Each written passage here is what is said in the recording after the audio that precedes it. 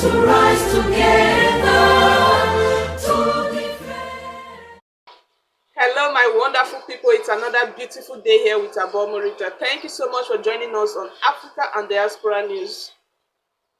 Do you know that before crude oil was discovered and became Africa's main source of income, Africans depended on agriculture as their economic backbone?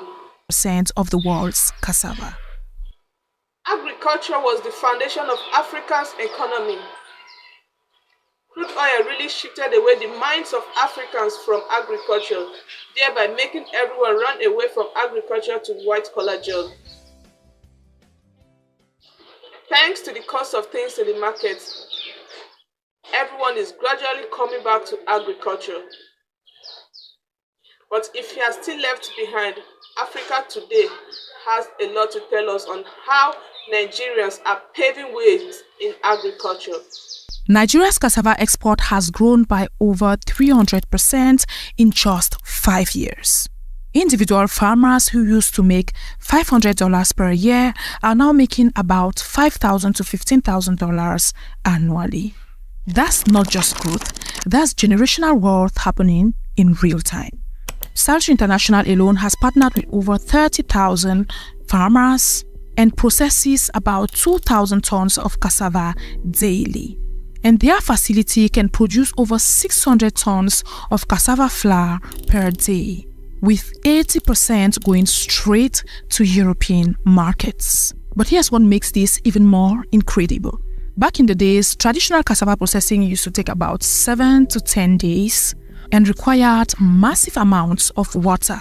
Now, new technology has reduced this to 24 hours while using 90% less water, which is a game changer.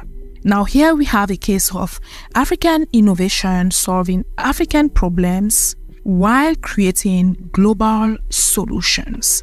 Isn't that amazing? Are you starting to see why European companies are nervous? Here's actually where the story takes an unexpected turn that nobody saw coming. The European Union recently classified cassava flour as strategic agricultural commodity. You know what that means? They are so dependent on cassava flour that they consider it essential to their food security.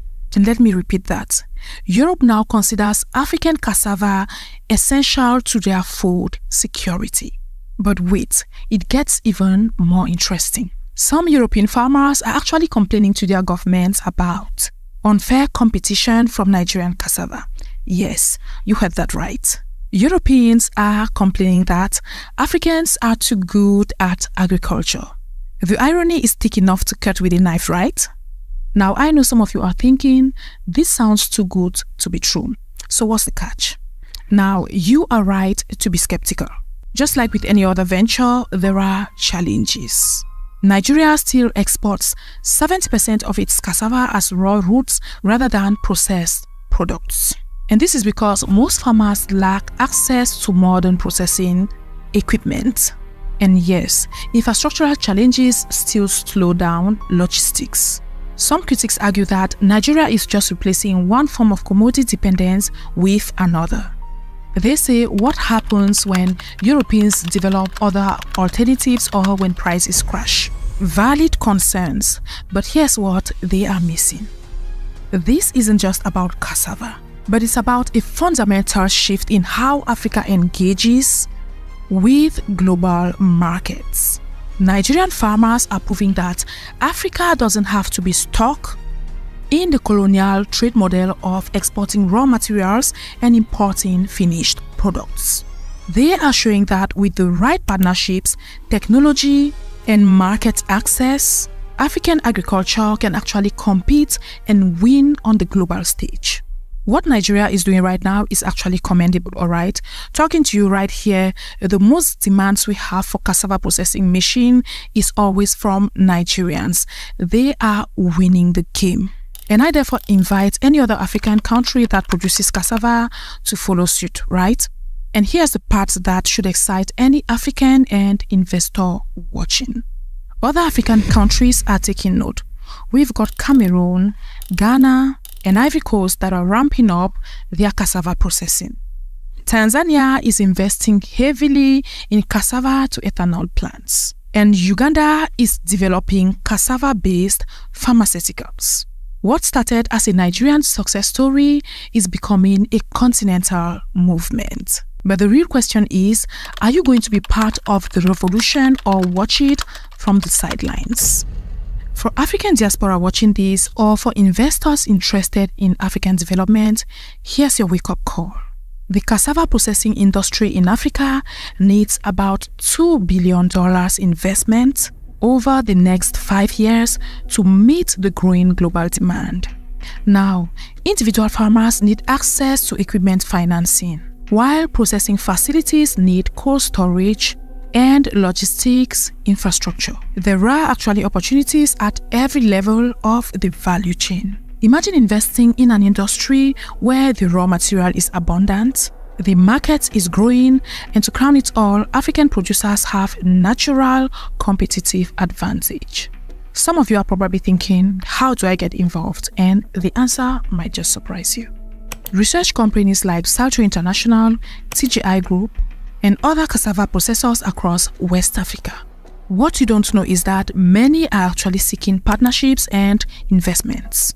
Now, if you are one of those with smaller budgets, consider agricultural cooperatives that are pooling resources to buy processing equipment. A lot of people are doing that right now. The last case scenario is this Nigerian pastor who reached out to us that he wanted to get the cassava processing unit, the full cassava processing unit for the women in his church, right? He had this vision of empowering the women in his church to start processing cassava. That is, they have a cassava farm and they want to go ahead and process the cassava into flour before commercializing, right? So there are lots and lots of cooperatives thinking in that direction. So you could search for them and join, right? So don't think anything is too small, right? Your $5,000 investment, for instance, could help about 50 farmers increase their income by up to 300%. But more importantly, share the story. For the biggest barrier to African success story isn't money, it is awareness. European company found Nigerian cassava because they were desperate and searching. What other opportunities are we missing because nobody's talking about them? Remember that Igbo proverb I shared earlier on, that the child who refuses to be sent on errands will eventually end up carrying the heaviest load. For too long, Africa refused to engage global markets on our own terms. We let others carry our products to the market and take the profits. Nigerian cassava farmers just prove that when Africa decides to carry its own load, we don't just survive, but we thrive. Now, on our next video, we are going to be seeing how Ghanaian shea butter cooperatives are making European cosmetic companies rethink their entire supply chain. And trust me, that story will blow your mind even